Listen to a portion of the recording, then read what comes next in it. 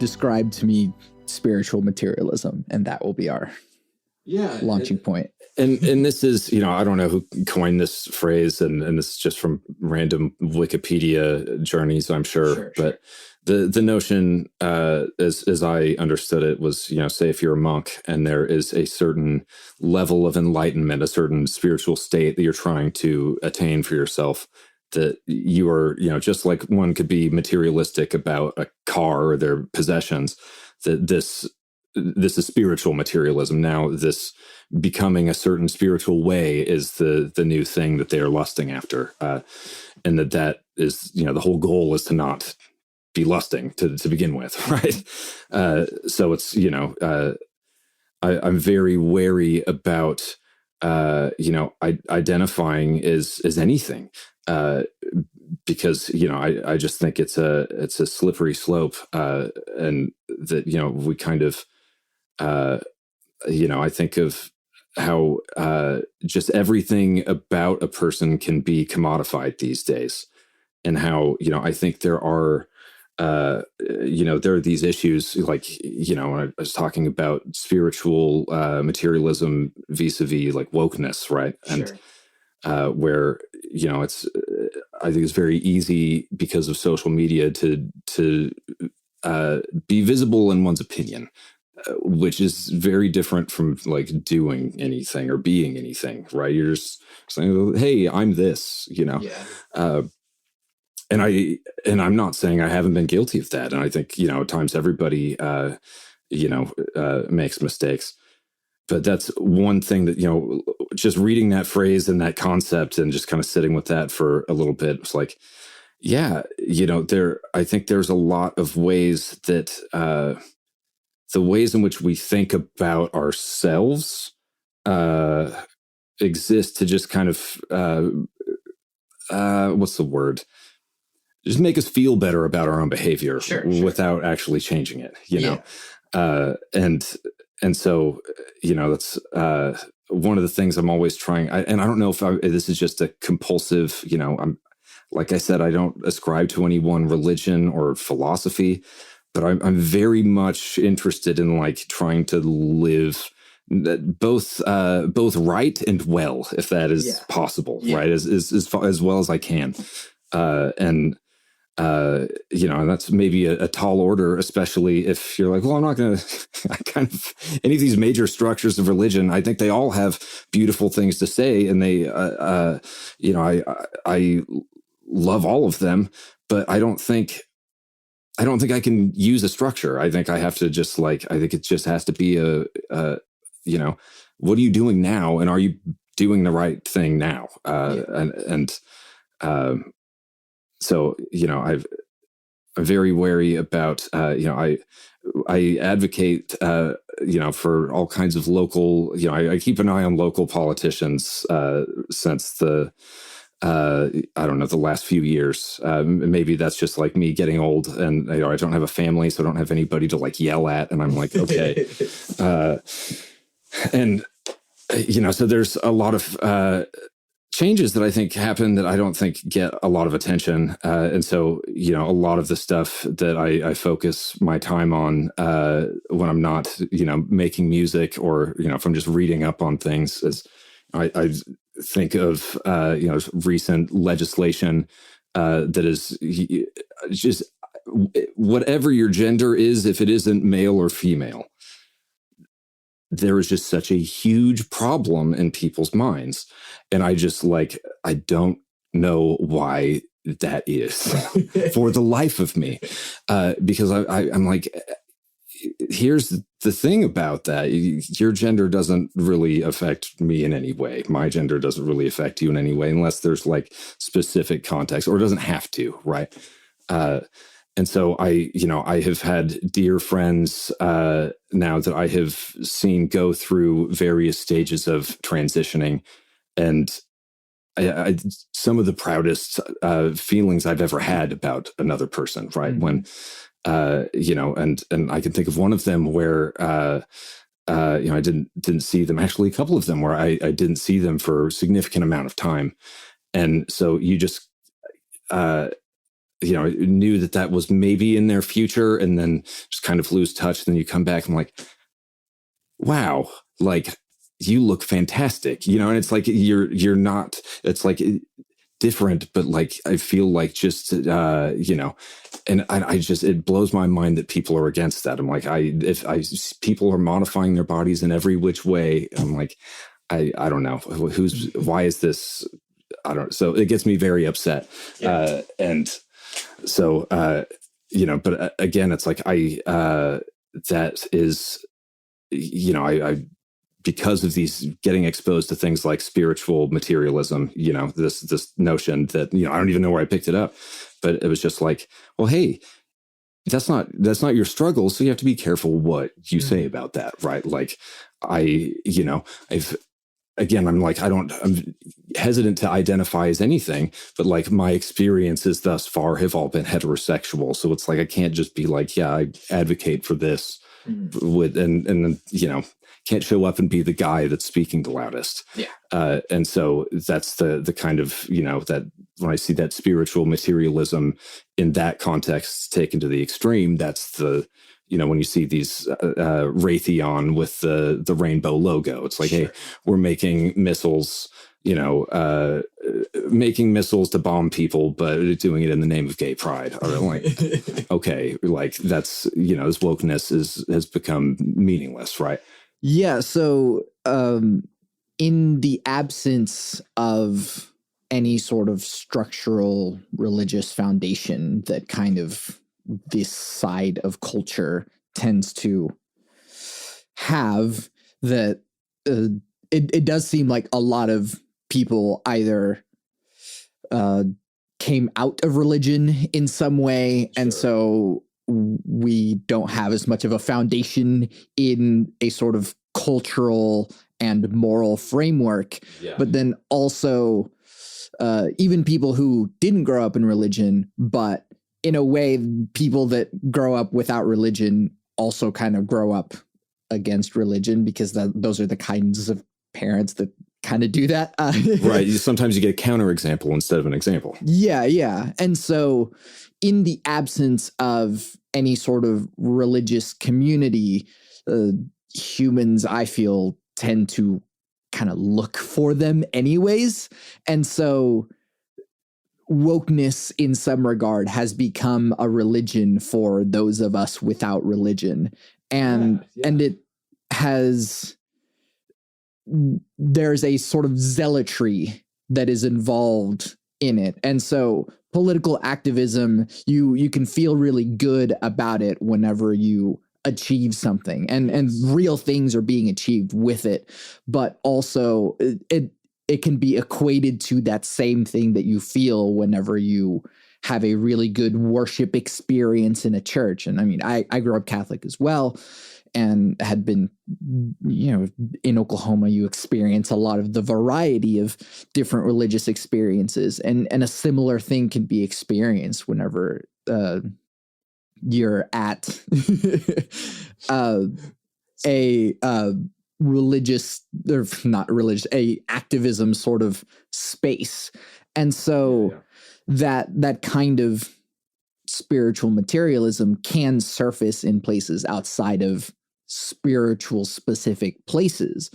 Yeah. And it does feel as though, there is a lot of good intent behind it. Yeah. And then it gets corrupted in some way, in some form along the way. Yes. And that's, I guess that's when I say, like, I nothing is ever 100% good and not 100% bad. I think that's like somehow inherent in like human behavior somehow. I don't know how to explain it, but like, that's just one of my suspicions about like the way the universe operates at large. Because I think every movement, you can't get anything done as an individual. And so every movement is necessarily going to have a spectrum of people that vary, right? Because people are not the same in any way, and then because of that, you're inherently going to have some number that splits off into some faction, and it's just always going to be messy. which is why, I don't want to ever be a part of like a club. I guess I want to be like, I want to like help the old lady across the street. Yeah. That's really all it is. Like if there is a deed in my path that I can do good, then I want to be, like, okay, like here's my time to do that. And a lot of the times, because it's hard to know how to contribute or how to affect change. And so I look to the people who have more problems than I have in my day-to-day life. And, I have, and one of the, I was raised Catholic, and I think a lot of that, whether you want to or not, whether you wind up Catholic or not, sticks with you. And I think I really do look, I think because of something I took from that, I look for like, well, who's got their arms open and who's got their hands out, right? Or maybe not hands out, but who's saying, yes, you're welcome here, and who's saying you're not welcome here. Yeah. And I can't tell you how many times I have been in like a queer space where it was just like, it doesn't matter who you are, you're welcome here, right? And I can't tell you how many times I have been in spaces where I have seen queer people be very much not welcomed.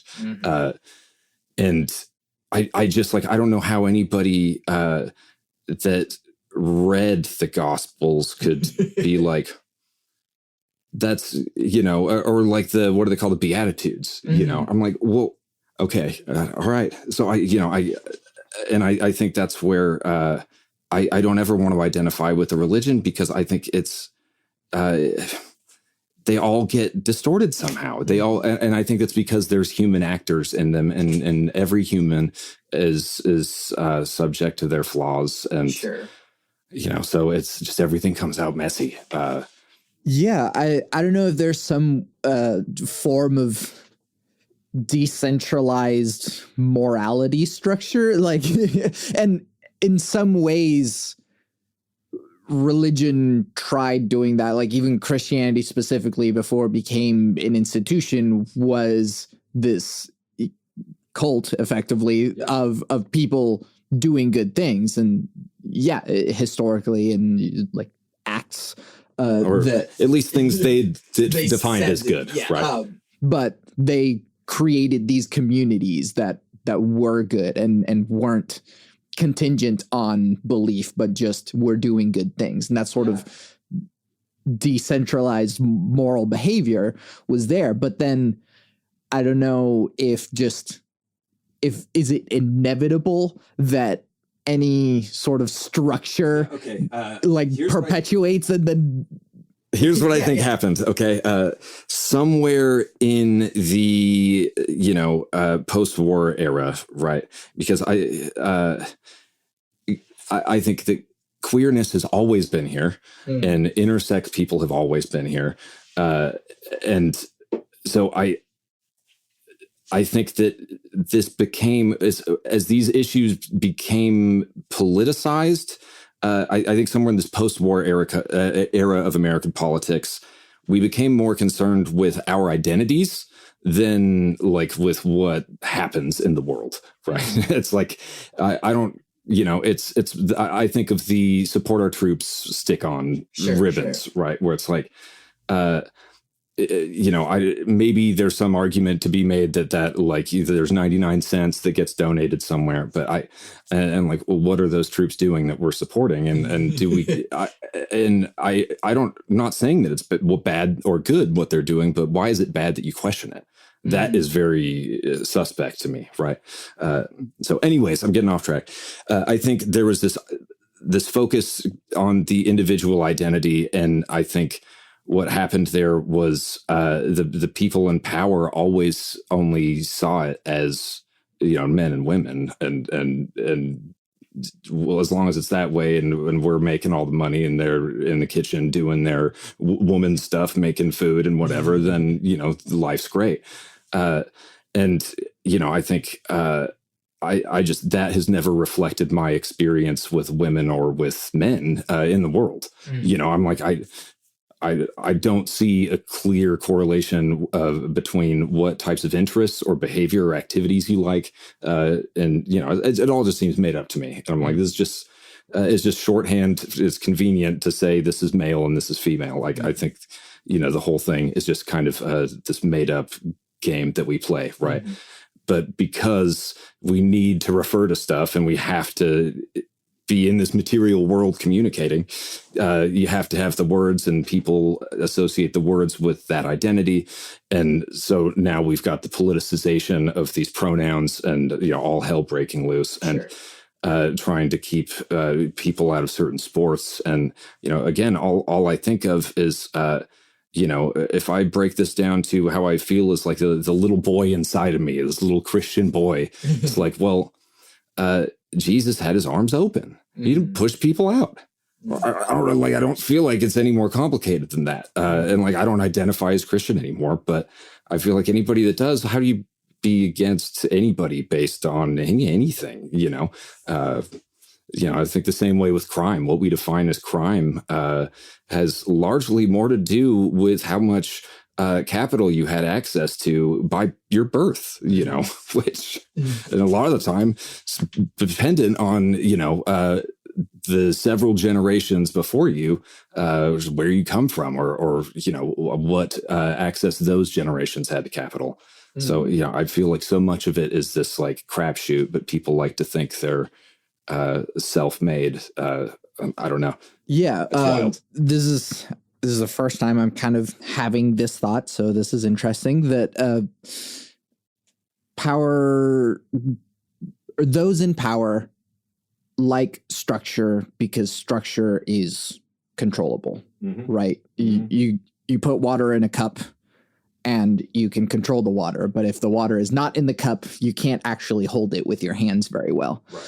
And so the current institutions don't have a way of structuring the whatever freedom of gender expression that is happening. And so they just see that as a loss of power, right? Yeah, well, and I'll tell you why they see that as a loss of power, right? We are seeing this shift from, you know, I think everybody was raised with this notion that like America is a democracy and the power comes from the people. And that's a beautiful idea.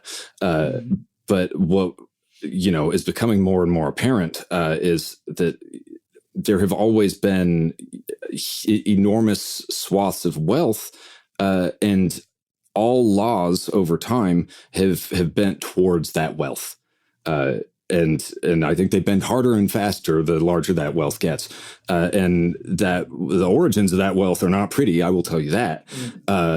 And I think it's silly to think that any, like that wealth was somehow American, right? Like that, you know, this case for reparations to me is like, I'm like, no, like mathematically, guys, I don't know how you don't get it. Like, this is stolen labor from stolen people that you got from another place. Like, so, you know, I get very upset about these things. And again, it's like, these aren't my struggles, right? So try to be careful about, you know, what I let upset me.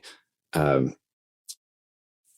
I've gotten off topic. No, you're good. But that, I mean, that of just what power tends towards, I think is one thing you were alluding to. And so this always ends up happening. Why? Okay, why that transition?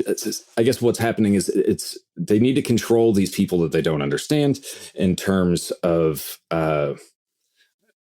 what we're saying is it's not the people are the source of the power. The people are like, I think, basically labor. They're like fuel. We're like the more any way that you can make them poor and make their life harder, you are making them more dependent on their job. And I think right now, I don't think I have ever seen evidence to the contrary that the powers that create laws in this country are beholden to anything but capital. I think they, for a period, might have used religion as a way to sway people, and maybe some of those people bought into their own propaganda a little bit. But I don't think I don't think that there's like a positive aim behind this nation at large, right? I think it's a money machine that no one is in control of. It has gotten out of control, and it's creating these like monster billionaires, and I don't like the looks of that. If that answers whatever the question was. Sure. It always kind of comes back to this for some reason for me, but a question I tend to ask in the previous podcast, but do you believe in free will, or just free will ? Yeah, it's a lovely question, and it's an age old, it's a classic, right? I believe that it definitely feels like I have some, so when I say what I really refer to is not like a body. It's like feels like there's something looking through peepholes, and this all just happens. I never see the back of my head. I'm just like stuck in this mask of experience. The you is the thing behind your eyes. Yeah. And, I think that it feels like I'm capable of making decisions and influencing the world, but I think it also is very apparent that the world influences me back in ways that I'm still just now getting a language to even understand how, where once you kind of, at least in my experience, I kind of grew up and, for me, it was learning, what's his name? Howard Zinn's People's History of the United States. Right over there. Where it's like I knew, I was exposed in college, to a teacher who really changed my life. And honestly, I don't know how I have not brought her up this far. She is probably the, center most intellectual influence on my life. But her name is Dr. Catherine John. She's Jamaican born, got her doctorate, I believe, on the East Coast in Boston somewhere. And I'm bad with universities and degrees and all of these facts. But I wound up in one of her classes at OU, and she just, she was a person that like, I knew I was looking for something. I knew, I never felt like I was being given the full story. I felt like when I had questions that were too big, nobody could answer them. And I just didn't feel like like the world in my immediate surrounding was just too perfect to that something was missing, right? And her classes were, I think, the first like, yeah. So if you haven't been outside of the U.S. a whole lot and you haven't seen a lot of other things, it's like this might be kind of a ride. Sure. And there's things in there like there's a book, I don't remember the exact title, but like how the IMF, it's like how the IMF bankrupted, huge parts of the world. I don't remember the name of the title, but it just, I'm bad with economic systems. I don't have a like firm academic grasp of any of this anymore, but she introduced me to this notion of like, there's a geopolitical system. And that's why history is interesting. It's not like the stories of these guys and these battles. It's like these power plays are still affecting us, and the struggle has never ended. And really, most people have never known a fraction of the freedom that I personally have known. And I'm still upset about the things that I don't feel, even if it's not me, people that are my peers that I love don't consider free. So. She, really introduced me to, post-colonialism. I took Afro-Caribbean literature course with her. I took, she had a hip hop as literature course that I was dying to take, but never got to take with her. African-American film class. She had just really laid out, just all of the things that you kind of don't get in the sort of mainstream history, and there was something that, I was like, this is what, like, how it just feels so urgent to learn this stuff. And like, you know, and then you tell people about it and they're kind of like, oh yeah, that's crazy. And that's, but I'm like, no, like, you know, I think of that, you know, this is maybe a little extreme, but I'm, you know, I don't really think so anymore. But there's that, that sketch. I can't remember if it was Fry and Laurie or, a Peep Show guys, where, you know, they're the like Nazi soldiers and it's just occurring to them. They're like, wait, are we the baddies? Yeah. I'm like, well, you know, if you look at the history of conflicts that we've been in, and like, what were the economic stakes behind all of these? You know, where are those weapons of mass destruction? You know, what happened with that? Like, you know, over time, you're like, it's all garbage. I don't really, you know, I've completely lost faith in our political system to do anything but serve corporate interests, you know, and the more I learn about the history, I don't think it was ever really about anything else. Except nudge you back towards free will here. Oh yeah. So all of that to say, I think that was kind of what did it for me. Was I felt like that kind of put my life in a different context, where now suddenly, you know, I think, and it took a while for all that to sink in.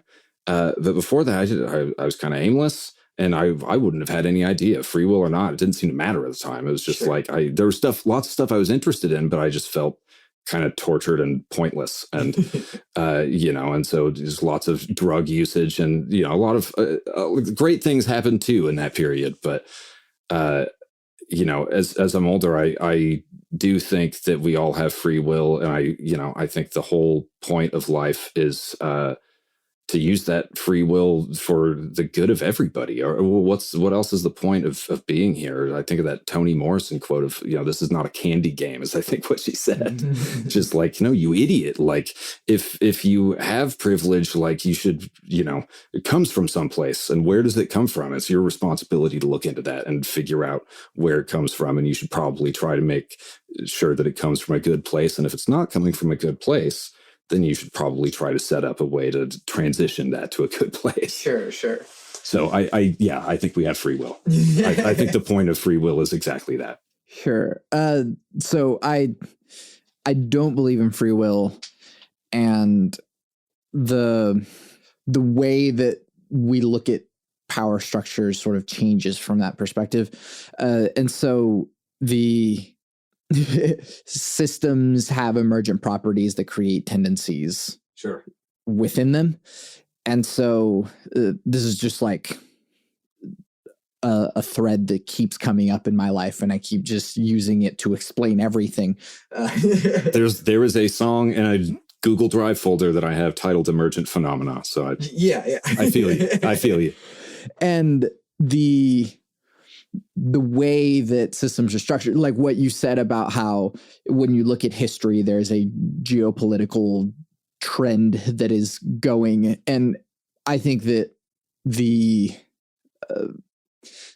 because of the emergent properties that happen within systems, the same thing that happens whenever a clump of cells becomes a cancer, or whenever a clump of cells becomes just an organ, and the things that happen from there. And so we think that we've finished upward grouping on like governments or countries or whatever, but it just like keeps going. And so the emergent intelligence that appears from corporations or just governments or whatever power structures that we find ourselves in have their emergent properties, their tendencies that move in ways that are not immediately recognizable to us, but the way that these systems are structured do end up benefiting those people in power. And so to look at systems without free will allows us instead to analyze the systems themselves rather than the actors within them. Wait, say that again. To look at systems in the absence of free will allows us to analyze the systems themselves instead of the actors within them. Yeah, okay. And so you could say that, oh, Vladimir Putin is just an evil asshole or something, or that there is a whole structure of things that go far beyond Vladimir Putin himself. Has a huge history that's impossible to learn in the, 2 weeks since this broke out? Yeah. So maybe you don't have an opinion about it that you broadcast. Yeah, and I don't. So. Yeah, and so many people do. And I, and it's infuriating. But sorry, you were going somewhere with free will. So you can't look at just the situation or any situation of politics or power or whatever without also seeing the things inherent in the system that create those tendencies anyways. And so why would Vladimir Putin want more land? Why would the United States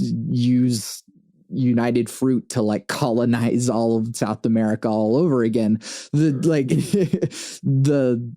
It goes beyond the individuals in the system or the ones that are supposedly in power of things, because it exists outside of them. It is a sort of meta intelligence that exists beyond us and intergenerationally as well. How does that conflict with free will is my question. Because I agree with all that. Sure. That we are the products of environment and genes, and so I think free will allows us to think we can punish and have this concept of deserving. and so if you steal and you know that stealing is bad, then you are bad and you made a bad decision. Still agree with you.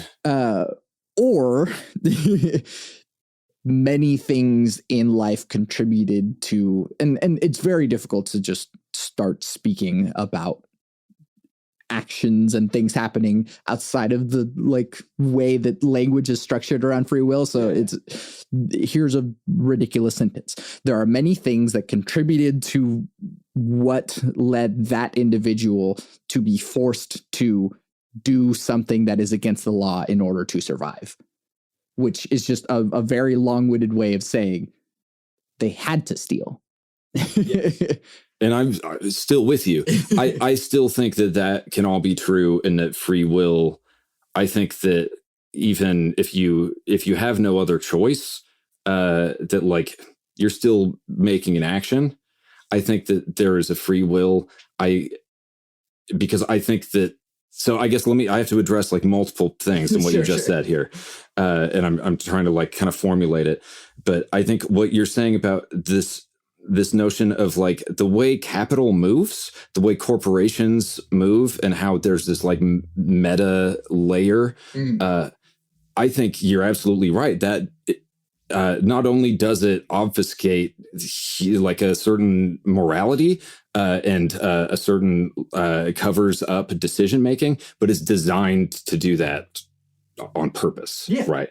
I don't think that means there's no free will. I think that just means pieces of shit that have the ability to do that decided to do that, and now we all have less agency because of that.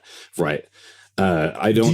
Do you think those people in power have a choice? Do you think an Exxon executive has the choice to pull out? I think I don't think that they don't have the choice. I think that by nature of being in that position, they are making the choice that they would make, right? If you were born... Now you're growing beyond the linguistic limitations of free will. Well, and maybe that sounds more deterministic, but I think that we're a combination of a combination of nature and nurture, right? That we are.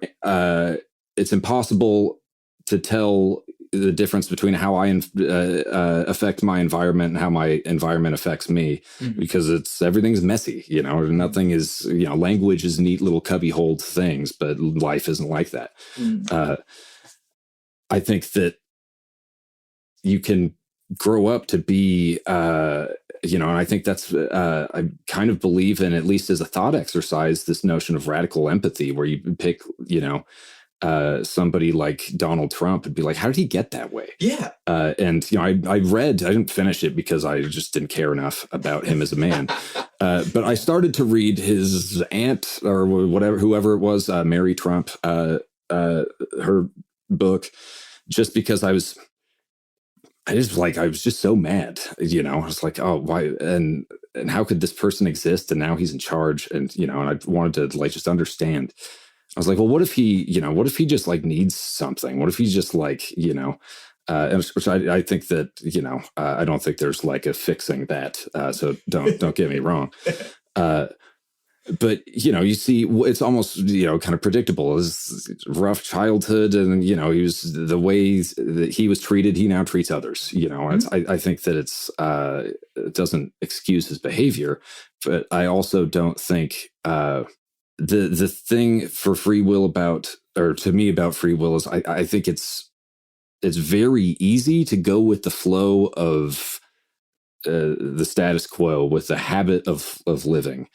But you always have the option to break that habit. And I think you always have, I'm just the other day celebrated 14 months without a cigarette. Right. And that's very hard to make that decision, because you don't just make that decision once. That's God knows how many times I've quit. But you make that decision every time the idea comes up. You're just like, oh shit, great, World War III is happening. I want nothing more than a cigarette right now, but that's not who I am anymore. And I don't even believe in being a thing, but who I am now is a person in the moment that thinks about a cigarette and says no. That's how that's all I can define myself in one moment, and that's it. And I think that if I think that if I could do that, I don't know. I don't know why that would happen without free will. I think it's just that it's so. I think that people's agency is just that limited. Is my caveat here? I'm not trying to say that the person who's stealing ought to be punished because they made a choice. The person who made it, not that is a person, right? Because it's this meta thing. It's this Ouija board that prevents us from blaming anybody of circumstances that make somebody homeless to begin with, right? When really, I think it's no, I think it's clear what makes people unhoused is we have these systems that we're not keeping corporations across the board seeing these record profits and cutting the amount they're paying their workers. We have a system that just it's unregulated. And in just basic ways. I'm not an economist. I'm not even a politics guy. I just care about certain things. And lately I'm if nobody else is going to give a shit about local politics, it's you have to at least keep an eye on what's happening, because I don't trust the local news or the New York Times even to report anything honestly anymore. Sure. Something that I feel is a common misunderstanding in my stance of free will or lack thereof is that there is an assumed lack of accountability. And I just don't think that's true. So how do you mean? People assume that if you don't believe in free will, then people can't be held accountable because they didn't make that choice or whatever. And it's that's not necessarily. You can still, if the guy doesn't have a choice, you can still throw him in jail. Right. And so, and I think that's the thing that we need to analyze systems and structures through that lens rather than through a sort of I 100% agree with that moral agency sort of point of view. And so I think that if someone is just murdering people, then they do need to be neutralized so that they stop murdering people. And then we can deal with the rest of it. Yeah. I see. Okay. So I agree with most of what you're saying. And I think this is a difference. I will also clarify that neutralize does not mean to kill or whatever, but to literally make neutral. I agree that I think we have been conditioned to look at the systems of power in this world, I'll say, in a certain lens that focuses on the individual. I mean, look at how we think of climate change, right? Yeah. Are you using straws? Motherfucker, I don't make straws. I don't make straws by the gross to the 10th degree and supply them to every restaurant in America. I'm not the problem. I'm not, a corporation that's dumping oil anywhere. I don't have a, million gallons of oil somewhere to spill into the Gulf. And I think that is true very much on just like every level, right? I think in terms of crime, I think seeing it through this lens of the system tends to punish people who are in these circumstances rather than, and again, this is like rather than looking at as a person as an identity, you're looking at a person as a complex history of, which again, this is like the flaw with language. One of the things I really, this has been time and time again, just a theme in my life is the inadequacy of language. But yeah, this because we have to put everything in this weird cloud-like meta structure that absolves us of all individual guilt. Well, that only works one way, right? It only works upwards. And the power structure, it never benefits the little guy, right? It never benefits the poor person. It never benefits anybody that isn't like, straight and white and male and all of these things, right? So I guess while I agree that I think that I don't agree with the underlying presumption of well, that person didn't have free will, because I think that's, and again, this is I'm coming from a place of privilege, so I'm open to whatever. But coming from the background, when I try to think as an artist of what can I bring to the world is, now that I'm wow, I was raised and, what I really see is this is a settler colony. This is this was land that was taken and then people were wiped out. And this, we just live here. So it's everybody thought it was cool. Nobody was oh, that was bad. Maybe we should do something about it. And till present day, until, so I'm living here. I'm not doing anything about it. And that gives me all of these well, what can I do? Right. And what I believe, is dependent on, or this notion of having free will is that I just need to testify honestly about what it is that I've seen and what is so bothersome about it, because it is very bothersome to me. And it's bothersome that, I have this tenuous relationship with my family because they're worried about bringing up a certain political thing or something. And I'm it's not, I'm not here to yell at anybody. But, also if somebody says something that I disagree with, sometimes I get upset, so I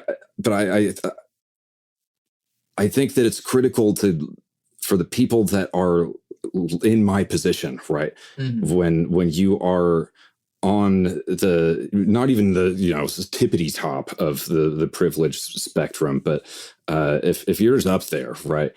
I think you have to realize that it's not that they couldn't physically make another choice, that they were forced into stealing something. It's no, they decided to steal.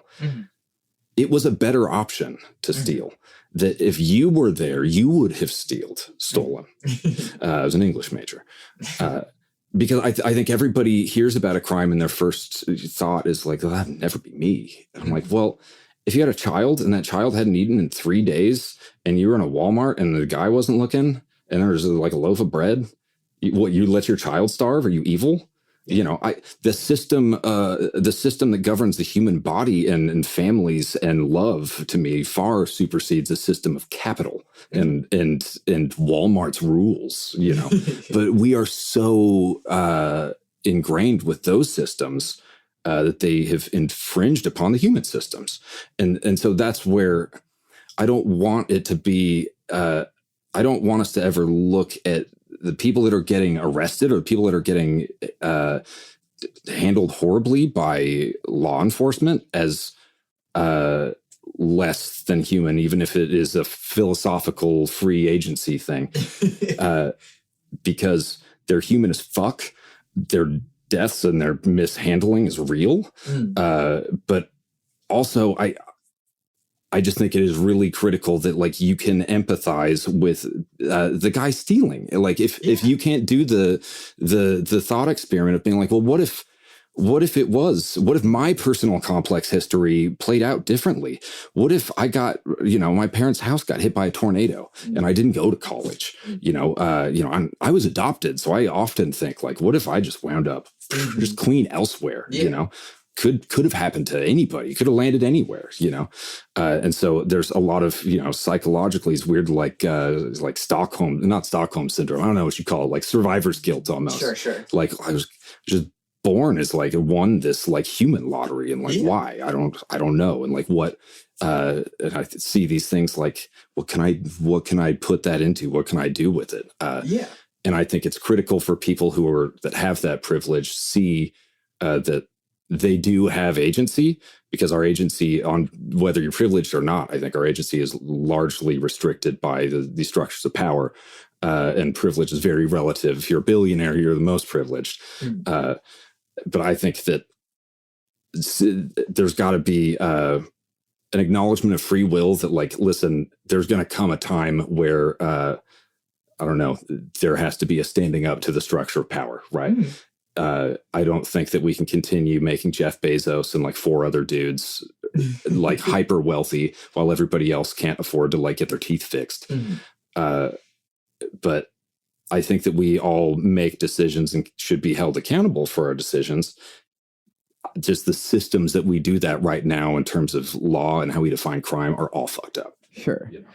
I guess something else to clarify is that an absence of free will does not mean an absence of value.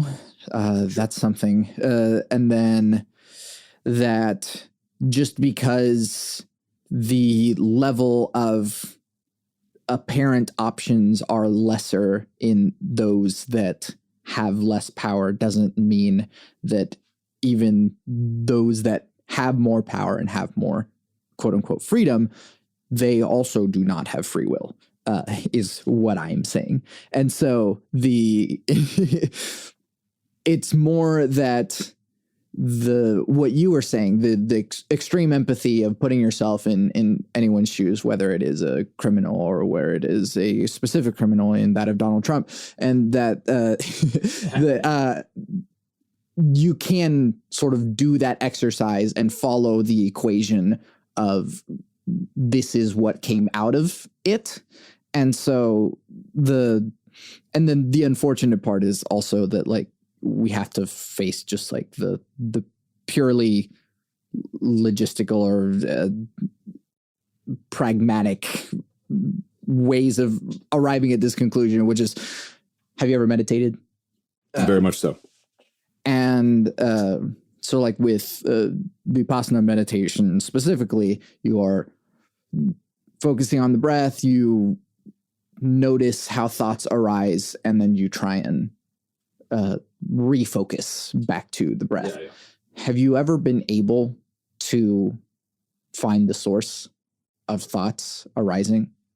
I mean, I would answer a fat no to that. But and this is just like a funny example that people use to just like really like throw a big question mark into the free will thing. Right. And yeah, because if you do sit alone long enough and try not to think, it is truly impossible to just like not. I think, it's like that. I think that notion is a red herring, that you're going to like sit down and until like you have some psychedelic experience or something. I'm like, no, the goal is like, you should just sit down, and like meditating is inherently, without, I think, some sort of insane experience, rewarding, right? Yeah, it's just literally just being able to notice exactly where you are, and that's a really good thing to do. But like, yeah, so there's just kind of the base layer, I guess. But then as that keeps going up, I feel like we can find every which way that every decision was made, and we can, it's unfortunate bootstrap logic, but like the choices that you made are exactly the choices that you were going to make. I think it's something you actually said earlier about like an Exxon executive. And that's just the case every time. and so here's where an interesting bootstrap logic comes in, is that one, we should structure systems as though we did not have free will, so that we can better kind of guide behavior for everyone, not just those in power or without. And then that the choices that we make, again, language is weird, the choices that we make influence the environment for other people. And that also changes the kinds of choices that they are going to make. And so by us having this conversation and even talking about how structures and systems work in ways that benefit the powerful, actually make it more probable that the resulting choice that someone else would make would be that of something against the system. And so we're kind of adding coins to that bank so that it eventually weighs on the side of, hey, let's help people and not the self or something. And again, that's sort of bootstrap logic and sort of saying that like, make choices because we don't make choices. I was definitely like, man, he's saying the word choice an awful lot for defending,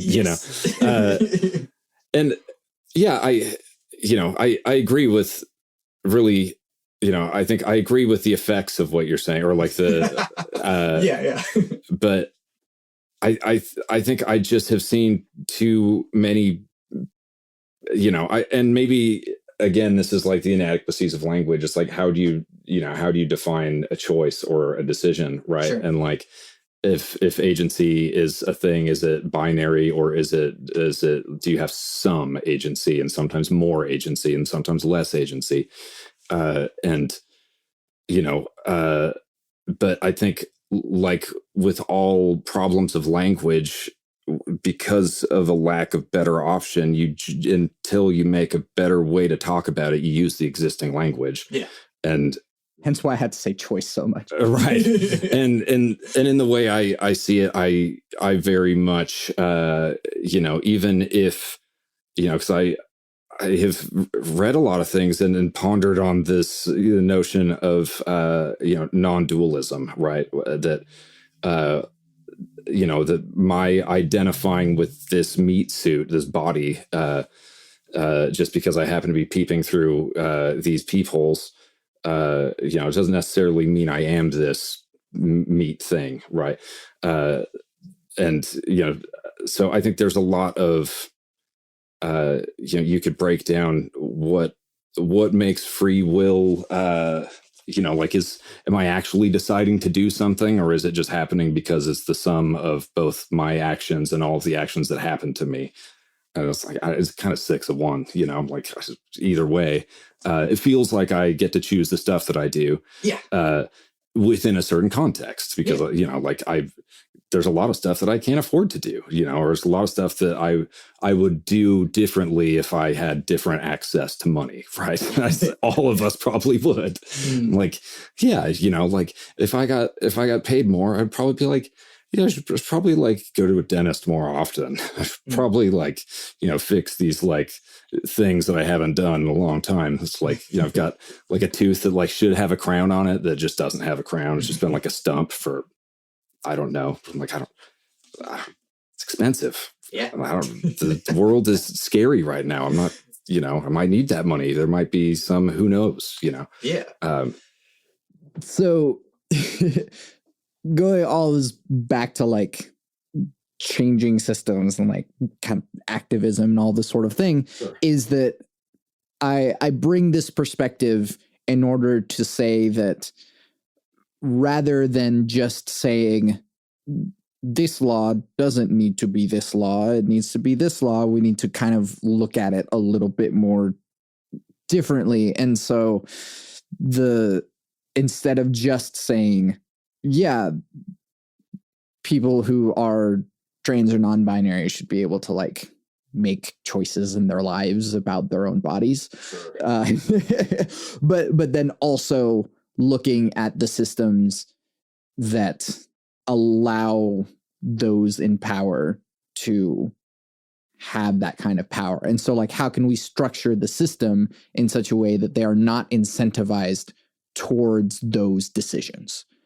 And so we can make it to where the system sort of built in has a way of disincentivizing those kinds of decisions. And so how can we, instead of saying, whenever you pollute in this river, you pay a fine, it's instead like, whenever you pollute in this river, your tax rates go up. And every single time that you're caught doing it, it just keeps compounding. Sure. And so and that's just an example I just pulled out of my ass, but like, we can structure systems that discourage behavior in such a way that it doesn't matter whether or not there are good or bad actors behaving within it, but simply the system itself creates a river that is the behavior that we're trying to flow towards.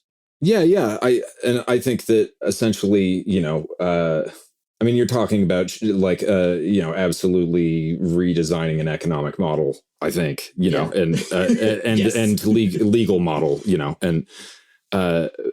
and I think, this comes back to my problem is I used to read a lot. These days, I don't read as much. And I feel like now it's like, so I kind of remember certain stuff and I never feel like I can credit anybody correctly. So I just feel like an asshole all the time. But I know in reading about anarchism and anarcho-syndicalism, it's like I never got didn't feel like I needed to read super deep into that because I just felt like there's cool ideas and a cool lens to look at power and shifts in power and power structures.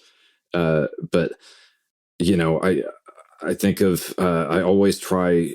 If I take a side on something, I always try to at least be familiar with the points on the other side. And one of those, recently that keeps coming up is, these police and, what if the police don't have enough money? What are we going to do? We give them more money than most nations' entire military, but, what if we've got to fund these police? It just seems a little bit wild to me that, how can you see that much money going to the police and not have some questions when there's like such gaping problems? Yeah, well, that's just the manufactured consent machine has worked very effectively. Yeah, and it's I don't know, it's hard. I wish I knew better how to wake people up to certain things, and that's like, I think to me right now the biggest one. Is the way, especially locally, most of the stuff I kind of am keeping an eye on in terms of local government has to do with policing, and it's not usually good. But there's some positive things that have been happening, and we've got I think at least in the center of the city we've got a good group of political actors doing good things. But to get back to the sort of free will issue, I guess.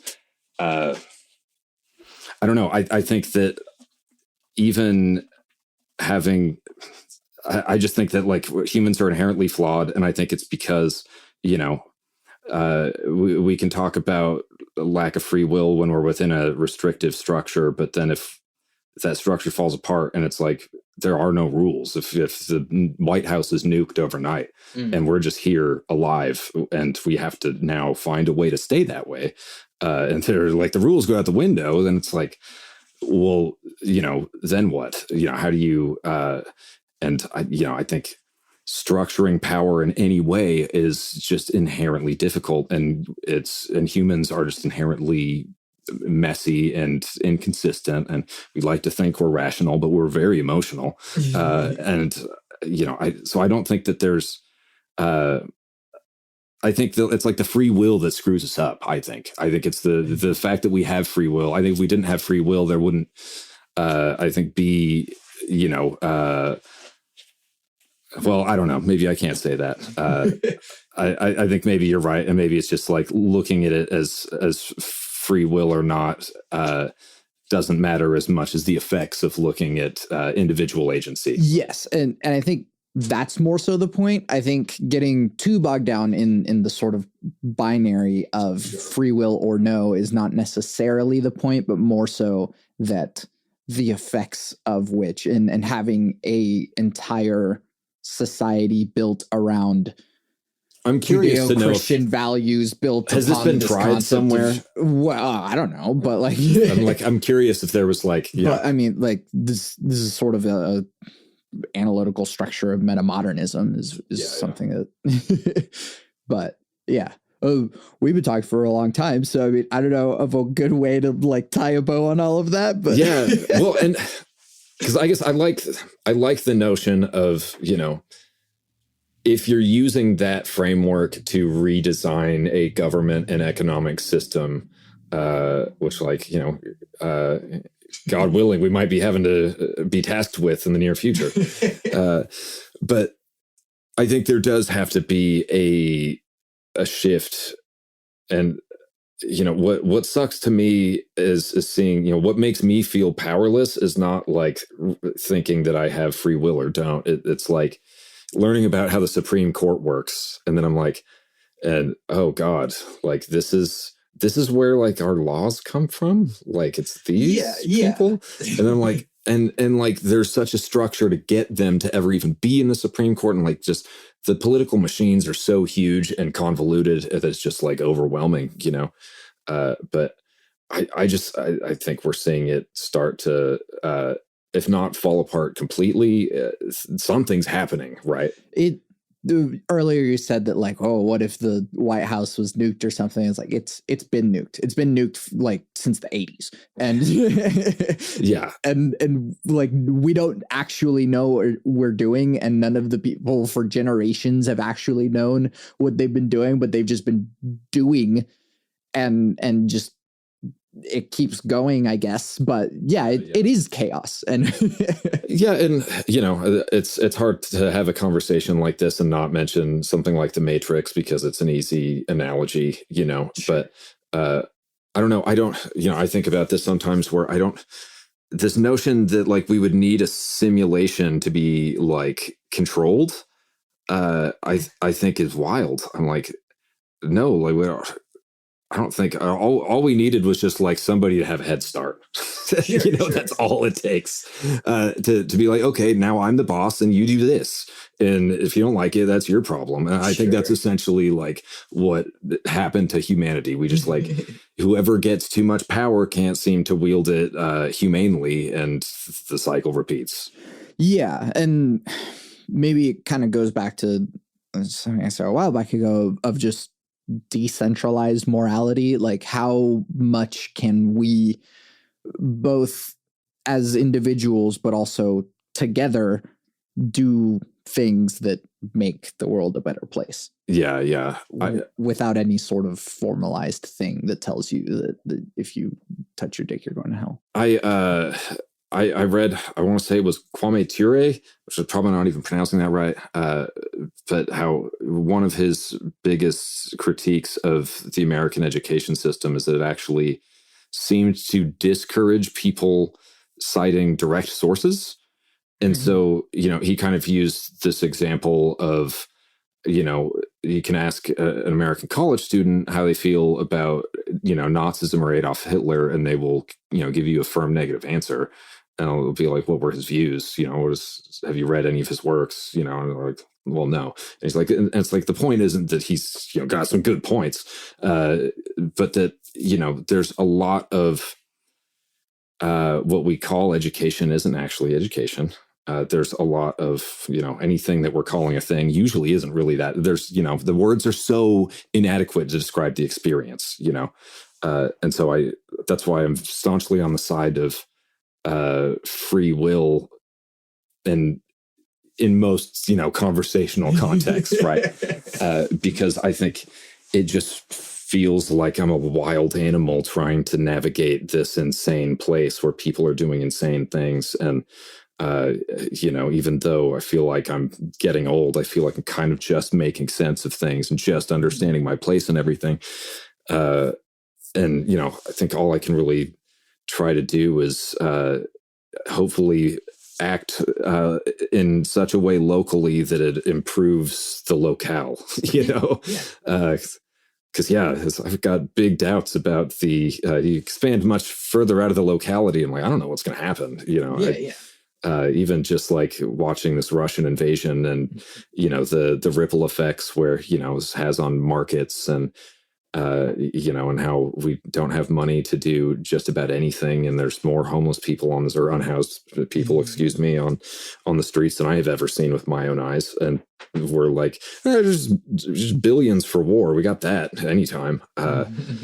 It all it just seems like this weird game of the rich that we have very little say in. So I think I am very much in line with our agency keeps getting restricted, but I have to rely on us having some amount to hope that the good guy can like win in the end, even if that's childish.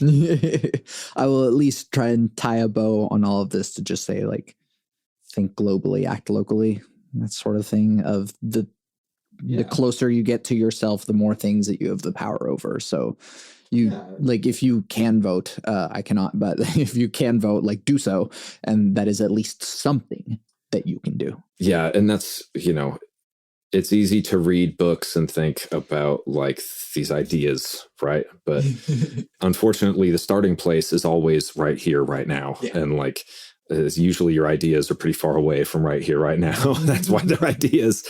And so that's why I kind of have to, I will obsess over the global politics sometimes. I have to be like, no, like what? Don't need to, like, we need to fix this place first. Sure, there's, I can torture myself over all of the evil shit happening in Palestine and everywhere else, and Yemen and all this stuff's going on right now that like just nobody even cares about because of Ukraine. It's just mind flowing. But like sickly predictable, and it's like you just have to go around knowing that about humans, and I hate it. So yeah, it's a wild time. Just like finish your album. It's fine. Yeah, that's what I'm trying to do. Just like take all these weird feelings and rants and put it somehow into music and move on to the next thing. Yeah, we're musicians. Anyways. Yeah. David, thank you so much for doing this with me. Yeah, thanks for having me. It's been a wild ride. Where can we find you and your things? Instagram, fifth of Hanon, excuse me, Gonzo LeBronzo, and Neon Cathedral. Neon is spelled with a 0. Generally, have stopped using Facebook or anything else, and that's anything we do you can find from Instagram. So yeah. So thank you once again. I'm Santiago Ramones. I'm David Hanon. What song is playing at the end of this? I guess we do Water.